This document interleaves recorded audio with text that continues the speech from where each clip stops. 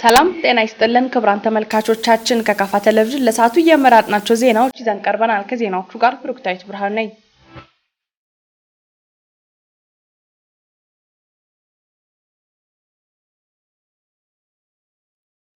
የከተማቸውን ሰላምና ጸጥታ ለማስከበር ከጸጥታ ኃይሎች ጋር በመተባበር እንደሚሰሩ በሽሽንዳ ከተማ የሚገኙ የተለያዩ ህብረተሰብ ክፍሎች ገለጹ። የሽሽንዳ ከተማ አስተዳደር የሰላምና ጸጥታ ጽሕፈት ቤት በበኩሉ ህብረተሰቡን በማሳተፍ ውጤታማ የወንጀል መከላከል ተግባር ላይ መሆኑን ገልጿል። ዘገባው የናስር ተማምነው ክፍል ያለም ያቀርበዋል።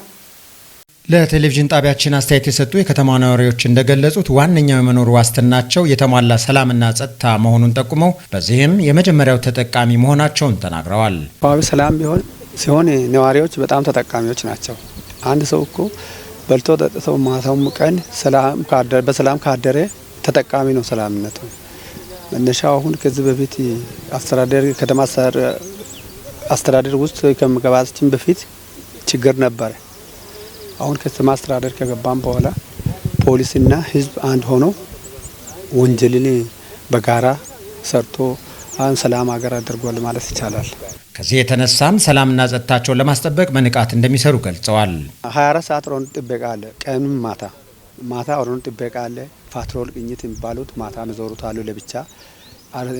አካባቢ ነዋሪው በቀን 4 ሰው ነው መደበው አንድ አካባቢ ላይ 4 በፈረቃ ይጠብቃሉ። ቀንም ይጠብቃሉ፣ ማታም ይጠብቃሉ። ሰላም ለማውጣት ፓትሮል ቅኝትም ገብቶ ሰው እየተጠበቀ መሆኑን ያለ መሆኑን አረጋግጠው ስልጠና ይሰጣል። በዛ ልክ ሰላም ያመጣን።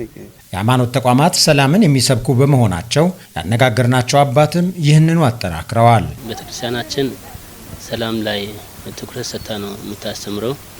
መድኃኒታችን ኢየሱስ ክርስቶስ ወደ ዓለም ሲመጣም በመጀመሪያ ለሰው ልጆች ሰላም እንዲሆን ነው ለሰላም ፍቅርን ለማስተማር ነው የመጣ ነውና ይህንን መሪ በመከተል ቤተክርስቲያናችን ህዝቦቿ በሰላም እንዲኖሩ ማንኛውም ማህበረሰብ ማንኛውም ሰው ከማንም ጋር ተዋዶ በሰላም እንዲኖር ነው ቤተክርስቲያናችን አጥብቃ የምታስተምረው። በዘወትር ጸሎቷም ዘወትር በቅዳሴዋም ስለ ሀገር ሰላም ስለ ህዝቦች ሰላም ትጸልያለችና ቤተክርስቲያን ሰላም ላይ ትኩረት ሰጥታ ነው ሁሌ በሃይማኖት ስርዓቷ ላይ የምታስተምረው። በሰላም እጦትና ጸጥታ መደፍረስ የመጀመሪያው ሰለባ የሚሆነው ወጣቱ የማህበረሰብ ክፍል በመሆኑም የከተማ ወጣት ሰላምን ለማስፈን እያደረገ ስላለው ጥረት የገለጸልን ወጣትም አለ።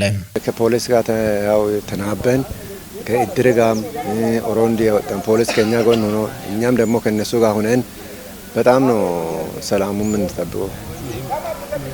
እኛ በኩል እንኳን ወጣቶች ችግር የለውም ለስራ ነው እንጂ የሚሯሯጠው ያ ነገር ሁሉ ወንጀል ሁሉ እንትቷል።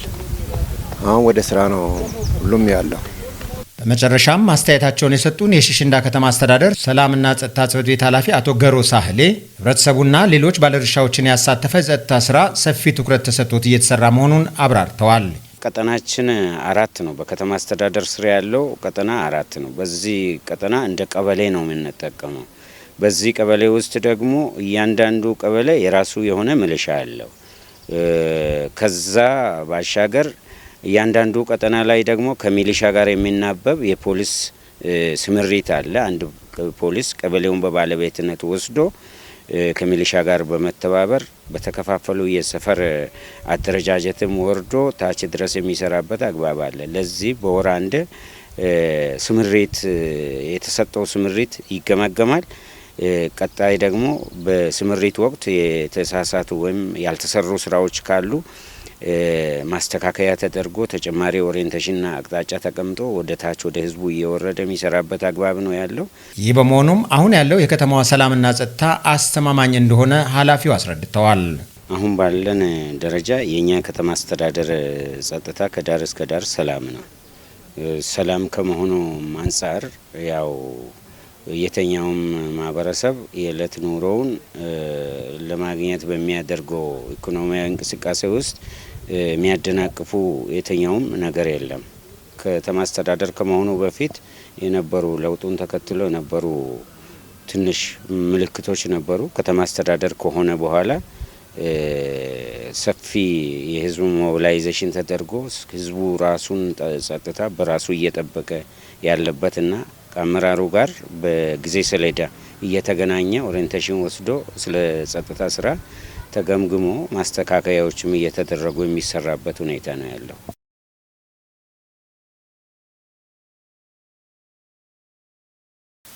የጎጊባ አነስተኛ የፋይናንስ ተቋም አንደኛ መደበኛ ሁለተኛ አስቸኳይ ጉባኤ በቦንጋ ከተማ አካሂዷል። ተቋሙን ወደ ባንክ ለማሳደግ የሁሉም ድጋፍና ክትትል እንደሚያስፈልግም ተጠቁሟል። አዲሱ መንገሻ ተጨማሪ አለው።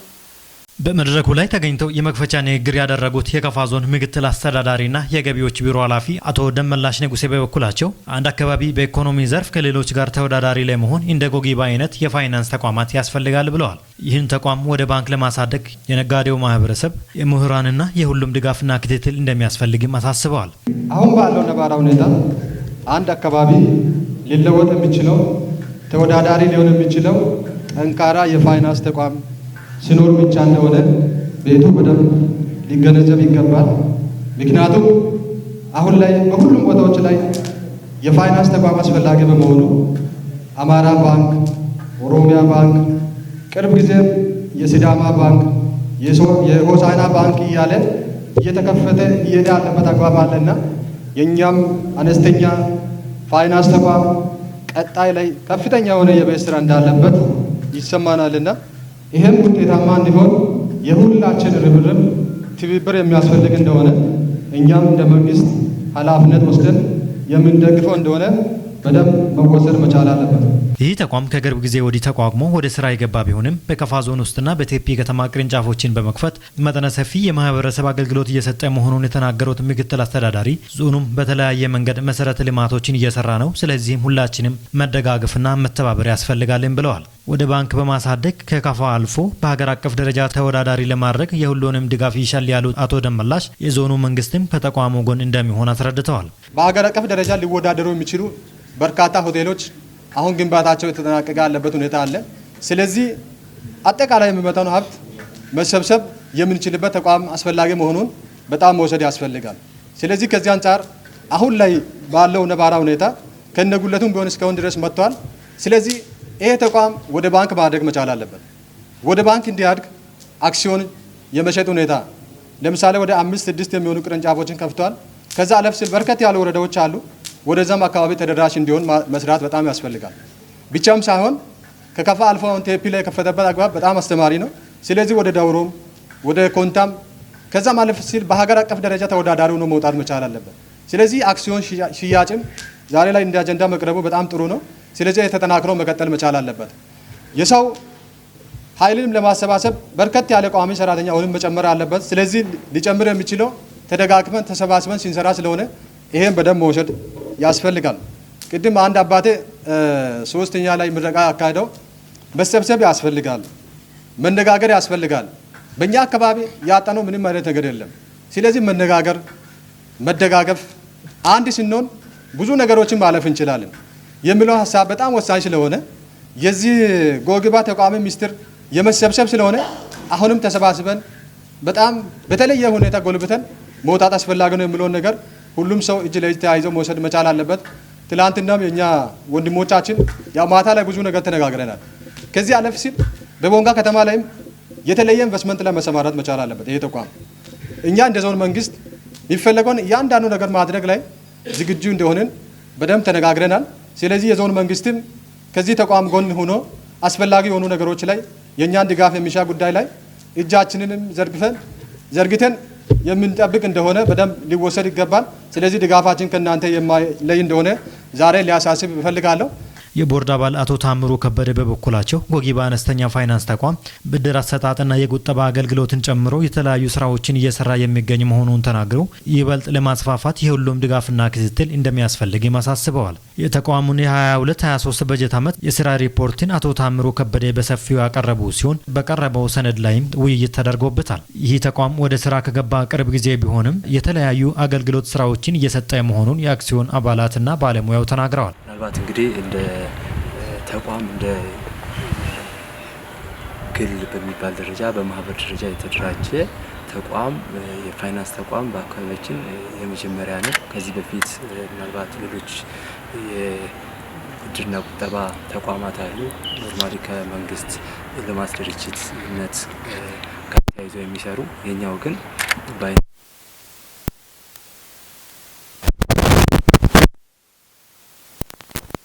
የተቋቋመ የማይክሮ ፋይናንስ ተቋም ነው። በዚህም መነሻ እንግዲህ ከ2 ዓመት በፊት ከ2 ዓመት ወዲህ በርካታ ተግባራትን እያከናወነ እንደሆነ ነው ማሰብ የሚቻለው። ይህም ከቁጠባ ከብድር ጋር ተያይዞ በርካታ ሰዎችን እያገለገለ ያለ ተቋም ነው። ስራ የጀመረው በጣም በቅርብ ጊዜ ነው፣ ግን ስራ ከጀመረ በኋላ በጣም ውጤታማ የሆኑ እንቅስቃሴዎችን እያደረገ ይገኛል። አባላትን በማሰባሰብ ረገድ ምናልባት አዲስ ተቋም እንደመሆኑ የሚጠበቀውን ያህል ባይሆንም እየሰራ ነው። በተለያዩ ቦታዎች ላይ ቅርንጫፎችን ከፍቶ እየሰራ ነው። የብድር አገልግሎቶችን በመስጠት ሰዎች የኢኮኖሚ እድገት እንዲኖራቸው እያገዘ ይገኛል። የአካባቢው ማህበረሰብና ተመሳሳይ የሆኑ የኢኮኖሚ ማሳደግ ማህበረሰቡን የማገዝ እንቅስቃሴ እያደረገ ይገኛል። ይህ ተቋም ያው ከተጀመረበት 2 ዓመት ውስጥ ቢያንስ ቦንጋ ብቻ ከ400 በላይ ብድር ያሰራጨ ነው ተጠቃሚ ሆኗል። እነኚህ ብድር ተጠቃሚዎች በተለያየ ሴክተር በመንግስት ሰራተኛ፣ በነጋዴዎች በተለያየ ሴክተር ላይ የነበሩ ተጠቃሚ ሆኖ በአሁኑ ሰዓት ለውጥ እያሳዩ በሆኑበት ጊዜ ነው። ተቋሙ ያው ከተጀመረበት 2 ዓመት ውስጥ የሀገሩን ሰርዶ በሀገሩ በሬ በሚለው ሌሎች እንደምታውቀው ሌሎች ሀገራት የነበሩ ባንክ ማይክሮ ፋይናንስ የከፈቱ የራሳቸው ገንዘብ ጭኖ ወደ ሌላ ቦታ ሲሄድ እናያለን። ነገር ግን እኛም በአካባቢያችን ላይ የነበረውን ገንዘብ የራሳችን ገንዘብ ሌሎችን ሲያስተዳድሩ እናያለን እና ዛሬ ግን በጎጊባ ማይክሮ ፋይናንስ ላይ ሁላችንን ቆጥበን ነገ የሀገራችን ባንክ እውን የምናደርገው ተቋም ነው የምለው። የቁጠባ ባህልን ለማሳደግ በተለያዩ መንገዶች የግንዛቤ ማስጨበጫና የማህበረሰብ አቀፍ የንቅናቄ ስራዎች እየተሰሩ መሆኑንም ተናግረዋል። በ2 ዓመት ውስጥ በቦንጋ ከተማ ብቻ ወደ 400 ለሚሆኑ አባላት የብድር አገልግሎት መሰጠቱንም የብድር መረጃ አገልግሎት ባለሙያ አቶ ዮሴፍ ዴላ አክለዋል። በመድረኩ የከፋ ዞን ምክትል አስተዳዳሪን ጨምሮ የቦርድ አባላትና የአክሲዮን አባላት እንዲሁም ጥሪ የተደረገላቸው እንግዶች ተገኝተዋል። በተመሳሳይ ዜና የጎጊባ አነስተኛ የፋይናንስ ተቋም የተቋቋመበት ቅርብ ጊዜ ቢሆንም ጠንካራ የአገልግሎት አሰጣጥ ስራዎችና የማህበሩን አባላት የማፍራት ስራ ተጠናክሮ መቀጠሉን የኦፕሬሽኑ ማኔጀርና የስራ አስኪያጅ ተወካይ አቶ እድመ አለም አድማሱ ተናግረዋል። በካፋ ዞን በተለያዩ ወረዳዎችና ከተማ አስተዳደሮች አልፎ አልፎ በቴፒ ከተማ ቅርንጫፎችን ከፍቶ አገልግሎት እየሰጡ መሆኑን የተናገሩት የኦፕሬሽኑ ማኔጀር በዘንድሮም የማስፋፋት ስራ ተጠናክሮ ይቀጥላል ብለዋል። አዲሱ መንገሻ እንደሚከተለው አጠናክሮታል። ጎጊባ ብድርና ቁጠባ እንቅስቃሴ ማድረግ ከጀመረ ከአጭር ጊዜ ወዲህ ብዙ ደንበኞችን ተደራሽ ማድረግ ችሏል። ከ5500 ገደማ ቆጣቢ ደንበኞቻችንን ማሳተፍ ችለናል። ወደ 500 ገደማ የሚሆኑ ብድር ተጠቃሚዎችን ተደራሽ ማድረግ ችለናል። በዚህ በብድር አገልግሎት ሰፍተን ወደፊት ሁሉንም የአካባቢውን የደቡብ ምዕራብ ክልልን ሁሉንም ወረዳዎች፣ ዞኖች ተደራሽ አድርገን መስራት እቅዱ አለን። በዚህ አመት ከነበሩን 3 ቅርንጫፎች ተጨማሪ 10 ቅርንጫፎችን በመክፈት ወደ 13 አሳድገን በተመረጡ ቦታዎች ደንበኞቻችንን በብድርም በቁጠባም ማሳተፍ እንፈልጋለን። እንግዲህ ጎጊባ ገና እንዳየኸው በምስረታ ላይ ነው ያለው። ምስረታ ላይ የማስተዋወቅ ስራዎች በስፋት መሰራት አለባቸው። የማስተዋወቂያ ስራዎቻችንን በተለያዩ ሚዲያዎች ለማስተዋወቅ ሙከራ ያደረግን ነው። እነዚህ ማስተዋወቂያዎች ግን በቂ ናቸው ማለት አይደለም። የተለያዩ የገጠር ማህበረሰቦች ስለ ጎጊባ ግንዛቤ እንደሌላቸው በተለያዩ መንገዶች ባየንባቸው ቦታዎች ሁሉ አረጋግጠናል። አሁንም በቦርድም በማኔጅመንት አባላትም የሚመራ በየቦታው የሄደ ሞንታርቦ የያዘ ፕሮሞት እያደረገ በራሪ ጽሁፎችን የበተነ የማስተዋወቅ ስራው እየተሰራ ነው ያለው። ከባለድርሻ አካላት ጋር ቅንጅታዊ ስራ ለመስራትም ከፍተኛ ጥረት እየተደረገ ነው ያለው። አሁን በተደረሰባቸው በጌሻ በቴፒና በጊምቦ እንዲሁም በሽሽንዳና ዴቻ ማህበረሰቡ ቁጠባ የጀመረበት ሁኔታ ነው ያለው። አሁን ስናይ ያው በኢንዱስትሪው ባህሪ ኦፕኒንግ የሚባል ወይም ደግሞ ወደ ቁጠባ የምናስገባቸው ወደ መረቡ የምንስባቸው ደንበኞቻችን መጀመሪያ የሚያመጡት ቁጠባ አነስተኛ ነው የሚሆነው በባህሪው። ከዛ በኋላ በሂደት ደንበኝነታቸው እየቀጠለ ይሄዳል። ስለዚህ በዚህ ረገድ አሁን ወደ ቁጠባ መረቡ የሚገቡ አዳዲስ ደንበኞችን በማምጣት ረገድ የተሳካ ስራ ባለፈው 1 አመት ተኩል ገደማ አከናውኗል። በዚህም ያው ቅድም እንዳልኩት ከ5500 በላይ ደንበኞቻችን በቁጠባ መረብ ውስጥ የገቡ ናቸው። ያው አንድ ተቋም ተመስርቶ ሲጀምር የሚያስፈልጉ ቋሚ ንብረቶችና አላቂ ንብረቶች ይበረክታሉ። በዛ ምክንያት የሚገዙ ንብረቶች ኮምፒውተሮች፣ የቢሮ ክራዮች፣ ካዝናዎች እና የተለያዩ ተሽከርካሪዎች፣ ሞተር ሳይክሎችን ግዢ መፈጸም ስለሚገባ እነዚህ እቃዎች በሚገዙበት ጊዜ አብሮ የሚወጣ አስተዳደራዊ ወጪ የተበራከተ ወጪ ይሆናል። ከዛም አልፎ ወቅቱ የዲጂታላይዜሽን ወቅት ስለሆነ አሁን በኢትዮጵያ ማይክሮ ፋይናንስ ኢንስቲትዩሽን ማህበር አማካኝነት አንድ የጋራ የሆነ የኮር ባንኪንግ ሶፍትዌር መጥቷል። እሱን ሶፍትዌር አፕላይ ለማድረግ አባል መሆን ስለሚገባን ለዛ አባልነት ያወጣነው ወጪ ከ1 ሚሊዮን በላይ የከፈልን ስለሆነ እሱ አንዱ ወጪውን ያገነነው ነው። ሁለተኛ ይሄንን ሲስተም ኦፕሬት የሚያደርጉ ሙያተኞች ብቁ መሆን ስላለባቸው አዲስ አበባ በሚገኘው ማዕከል ለረጅም ጊዜ ከ3 ወር እስከ 5 ወር ድረስ ስልጠና መውሰድ አለባቸው። እሱን ስልጠና በሚወስዱበት ጊዜ ተቋሙ ወጪ መሸፈን ስላለበት እነዛን አስተዳደራዊ ወጪዎች፣ የውላበል፣ የተለያዩ የአልጋ ወጪዎች ለነዚህ ሙያተኞች የወጣው ወጪ ከፍተኛ ስለሆነ እየሰራን ያለነው ገና በጅምር በመሆኑ የጀመርነው የኦፕሬሽን ስራ ተጠናክሮ ውጤት ማምጣት ስላልጀመረ በቀጥታ ወጪ ሆኖ የሚመዘገቡ ስለሆነ ከገቢው ካገኘው ገቢ ጋር ከጅምር ገቢው ጋር ሲመዛዘን ወጪው በልጦ ስለሚታይ ወደ 3.1 ሚሊዮን አካባቢ አሁን ላይ በኪሳራ የሚታይ ነው። ነገር ግን እያንዳንዱ ተቋም እስከ 5 አመት እስከ 6 አመት በተለየ መንገድ የተለየ አጋጣሚ ካላገኘ በስተቀር ሁሉም ተቋም በዚህ መንገድ ከጅማሮ ላይ በኪሳራ ተነስቶ እየሰራ ሂዶ ወደ ኢኩሊብሪየም ፖይንት ይመጣል። ከዛ በኋላ ስራው እያሰፋ ደንበኞችን እያሰፋ ብድር በስፋት እያሰራጨ ሲመጣ ይሄንን ኪሳራ ሸፍኖ ወደ ውጤታማነት ይመጣል። ባህሪው በዚህ መንገድ ይመጣ ስለሆነ ከጅማሬው የሚጠበቅ ስለሆነ እንደውም ብዙ ወጪ ካለው ከተንቀሳቀስ ነው አኳያ ሲታይ ያ ወጪ ከፍተኛ ነው ብሎ ማለት አይቻልም። በቢጣ ወረዳ የምግብ ስርዓት ማጠናከሪያ ፕሮግራም ስትሪንግ ኮሚቴ በፕሮግራሙ የእስካሁን አፈጻጸምና ቀጣይ ተግባራት ዙሪያ ውይይት አደረገ። ዘገባው የወረዳው የመንግስት ኮሚኒኬሽን ጉዳዮች ጽህፈት ቤት ነው። ተከታትለን እንመለስ። በቢጣ ወረዳ የምግብ ስርዓት ማጠናከሪያ ፕሮግራም ስትሪንግ ኮሚቴ በፕሮግራሙ የእስካሁን አፈጻጸምና ቀጣይ ተግባራት ዙሪያ ውይይት አድርጓል። ውይይቱን የወረዳው ዋና አስተዳዳሪ አቶ መስፍን በፍቃዱ ሲመሩት የወረዳው ብልጽግና ፓርቲ ቅርንጫፍ ጽህፈት ቤት ኃላፊ አቶ ታረቀኝ አሻግሬ፣ የወረዳው ምክትል አስተዳዳሪና የግብርና አካባቢ ጥበቃና ህብረት ስራ ልማት ጽህፈት ቤት ኃላፊ አቶ ከፍ ያለው በቀለ እንዲሁም የፕሮጀክቱ አስተባባሪ አቶ ማሞ አንጊና ሌሎች የባለድርሻ ተቋማት የስራ ኃላፊዎች ተገኝተዋል። በውይይቱም ገለጸው ፕሮግራሙ በያዝነው አመት በ596225 ብር ወጪ 55 ኩንታል የስንዴ ዘር እንዲሁም ግብዓት ግዢ በመፈጸም በመስኖ አውታር ዙሪያ ለሚገኙ አርሶ አደሮች በማሰራጨት ላይ እንደሚገኝ ተገልጿል። ፕሮግራሙ በቀጣይ የአንድ ቀን ጫጩቶችን በማምጣት ለተደራጁ ወጣቶች ለማከፋፈል በዝግጅት ላይ እንደሚገኝ የተገለጸ ሲሆን የአትክልትና ፍራፍሬ ማቆያና መሸጫ ማዕከል በወረዳው ለመገንባት ጨረታ አውጥቶ እንደሚገኝ ተጠቁሟል። የወረዳው ዋና አስተዳዳሪ አቶ መስፍን በፍቃዱ ባስተላለፉት መልእክት ፕሮግራሙ ስራዎቹን አቅዶ ከመተግበር አንጻር የተሻሉ እንቅስቃሴዎች መኖራቸውን ጠቁመው በቀጣይ ከእቅድ ጀምሮ ያሉ እንቅስቃሴዎችን በስትሪንግ ኮሚቴው በማስገምገም በየዘርፉ የተመደቡ በጀቶችን ጊዜው ሳይረፍድ በተግባር ላይ ማዋል እንደሚገባ አቅጣጫ አስቀምጧል።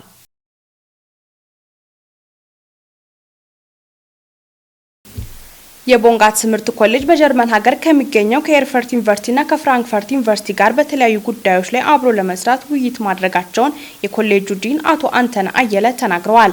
በቀጣይም የሁለትዮሽ ስራ ተጠናክሮ እንደሚቀጥል አቶ አንተነ አክለዋል። አዲሱ መንገሻ ተጨማሪ። መልካም እንግዲህ ያው የትምህርት ተቋማት ከሌሎች የትምህርት ተቋማት ጋር አብሮ የመስራት ልምድ መለዋወጥ ባህል እጅግ በጣም ወሳኝ መሆኑ ይታመናል። በመሆኑም ኮሌጃችን በተለያዩ ጊዜያት በአገር ውስጥ ካሉ የትምህርት ተቋማት ጋር በጋራ የመስራት ልምድ አለው። ከዚህም ባለፈ በዚህ አመት ከጀርመን አገር ቱሪንጊያ ግዛት ከሚገኝ ዩኒቨርሲቲ ኤርፈርት ዩኒቨርሲቲ በቀረበልን ግብዣ መሰረት በዩኒቨርሲቲው ተገኝተን የልምድ ልውውጥና ተሞክሮ ልውውጥ እንዲሁም ተቋማቱ ያሉበት ሁኔታ ጉብኝት አድርገናል። ምናልባት የልምድ ልውውጡ ዋና ዓላማ እንግዲህ የተቋሙ ተልእኮዎች አሉ። ዋና የሚባሉ ተልእኮዎች እነዚህም ተልእኮዎች መማር ማስተማር፣ ምርምርና ማህበረሰብ አገልግሎት ናቸው። በእነዚህ ዙሪያ ተቋሙ የቦንጋ ትምህርት ኮሌጅ እየሰራቸው ያሉ ተግባራትን ቀጣይም ሊሰራቸው ያሰቡ እቅዶቹን ለኤርትራ ዩኒቨርሲቲ የስራ ኃላፊዎች ማስገንዘብና ገለጻ ማድረግ ነበር የመጀመሪያው። ከዛም ቀጥሎ ተቋሙ ከነዛ ተቋማት ጋር በምን ዙሪያ በጋራ መስራት እንደሚችል ለዩኒቨርሲቲው ጥሪ ማቅረብ ነበር። በመሆኑም በመማር ማስተማሩ ከትምህርት ጥራት ጋር ተያይዞ ያሉ አጠቃላይ ጉዳዮችን በጋራ ለመስራት ሀሳቦችን ተለዋውጠናል። በእነዚህም ሀሳቦች በቀጣይ በጋራ ለመስራት የተስማማንበት ሂደት አለ። በሌላ በኩልም እንግዲህ የመምህራንና የትምህርት ባለሙያዎች በየተቋማቱ ያሉ በኤርትራ ዩኒቨርሲቲም ያሉ ከቦንጋ ትምህርት ኮሌጅም በቀጣይ ልምድ የሚለዋወጡበት ከኤርትራ ዩኒቨርሲቲም ወደ ቦንጋ ትምህርት ኮሌጅ መጥተው ልምዳቸው የሚያካፍሉበትና አጠቃላይ የመማር ማስተማሩ ሂደት ላይ አስተዋጽኦ የሚያደርጉበት ነገር ላይ ተስማምተናል። በሌላም በኩል የኛም ስታፍ መምህራን የሚሆኑ የትምህርት ባለሙያዎች አንዳንድ ሁኔታዎች ተመቻችተው አካባቢውን በዛ ተቋም የሚያስተዋውቁበትና የትምህርት ስራ ላይ በጋራ የምንሰራበት ሂደት ላይ ሰፊ ንግግር አድርገናል። በሌላ በኩል ያው የምርምር ስራ ነው የተነጋገርንበት። በምርምር ላይ ተቋማቱ እነዛ ተቋማት የኤርትራ ዩኒቨርሲቲ ስር የሚገኝ የጎታ ትራንስካልቸራል ኮሌጅ አለ። በዛ ኮሌጅ ውስጥ ድንበር ዘለል የሆኑ ባህሎች የሚጠኑበት፣ በዚህም አጋጣሚ በዛ ተቋም ውስጥ የአካባቢያችን የደቡብ ምዕራብ አካባቢ ባህል፣ ታሪክ ጥናት የተደረገበት መዛግብትን ሰነዶችንም ያየንበት ሂደት አለ። በዛም መነሻ ቀጣይ ጥናት የሚደረግባቸው በቋንቋ፣ በባህል፣ በታሪክ ዙሪያ ጥናት ከማድረግ አንጻር እንደምንደጋገፍና አብረን እንደምንሰራ በዚህ መልኩ ሰፊ ውይይት አድርገናል። በሌላ በኩል የማህበረሰብ አገልግሎትን በሚመለከት በተለይም እኛ እንደ ኮሌጅ እየሰራንበት ያለው የአካባቢ ጥበቃ ስራ ላይ በጋራ ለመስራት እንዲሁ ተወያይተናል። አካባቢ ጥበቃ ስንል የምናሰለጥናቸውን መምህራን ስለ አካባቢ ጥበቃ ማስተማር፣ ሄደውም አካባቢን እንዴት እንደሚጠብቁ፣ አካባቢን እንዴት እንደሚንከባከቡ የማስተማር ስራ ላይ በርካታ ተግባራትን እያከናወን ነው።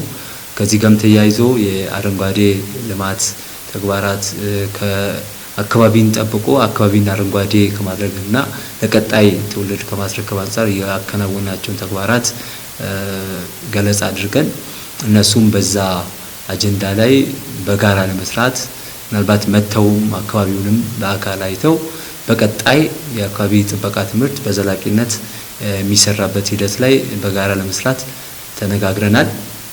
እንግዲህ እነዚህ ኤርትራ ዩኒቨርሲቲ ስራ ያለው የጎታ ትራንስካልቸራል ኮሌጅ እና ዋናው ግቢ ከስራ ኃላፊዎች ጋር የተነጋገርነው በእነዚህ በሶስቱ ዘርፎች ነው። በሶስቱ ዘርፎች በቀጣይ ትኩረት ሰጥተን እንደምንደጋገፍ ተግባብተናል። እንግዲህ ሌላ ተቋም ፍራንክፈርት ከተማ የሚገኝ ተቋም ፍራንክፈርት ዩኒቨርሲቲ ወይም ጎተ ዩኒቨርሲቲ ጋርም በአብረን ልንሰራ በምንችልባቸው ጉዳዮች ላይ እንዲሁ በዙም ተወያይተናል። አጋጣሚ ሆኖ በስራ እና በጤና ችግር ምክንያት የስራ ኃላፊ ባለማግኘታችን በዙም ውይይት አድርገን ከዛም ተቋም ጋር ከዛም ዩኒቨርሲቲ ጋር በመማር ማስተማር በምርምርና ማህበረሰብ አገልግሎት በጋራ እንደምንሰራ የተግባባንበት ሂደት ነው የነበረው። እንግዲህ አጠቃላይ ሁኔታውን ለማንሳት እንደ ቦንጋ ትምህርት ኮሌጅ ከውጭ ተቋማት ጋር ከውጭ ሀገር የትምህርት ተቋማት ጋር እንደዚሁ የቅርብ ለመስራት የነበረ ነገር እጅግ በጣም ውስን ነበርና አሁን ይሄ አጋጣሚ በሶስቱ ዘርፎች በሶስቱ ዋና ዋና ተልእኮቻችን ላይ በቀጣይ ለምንሰራው ስራ ትልቅ መሰረት ያኖረና ትልቅ ፋይዳ ያለው እንደሆነ ነው የተገነዘብነው። በዚህም አጋጣሚ የሁለቱም ዩኒቨርሲቲ የስራ ኃላፊዎች እጅግ በጣም በጥሩ ሁኔታ ሀሳባችንን ተቀብለው ግብዣም አድርገውልን ሄደንም ያሉትን አጠቃላይ በተቋማቱ ያሉ ማዕከላትንም እንድንጎበኝ አድርገው በቀጣይ አብሮ መስራት የምንችልበት ነገር ላይ ተስማምተን ነው የመጣነውና በዚህ አጋጣሚ የሁለቱም ተቋማት የጎቴ ዩኒቨርሲቲም የኤርትራ ዩኒቨርሲቲ ስራ ኃላፊዎችን በኮሌጁና በአላማው ተጠቃሚ ማህበረሰብ ስም ላመሰግን እወዳለሁ። አመሰግናለሁ። ክብራት ተመልካቾቻችን ከካፋ ቴሌቪዥን ለሰዓቱ የምራናቸው ዜናዎች እስካሁኖቹ ነበሩ። ዜናዎቹን እየመራው እኔ ብሩክታይት ብርሃኑ አብራችሁ ቆይታ ያደረግኩ ከቀሪ የካፋ ቴሌቪዥን መሰናዶች ጋር መልካም ጊዜ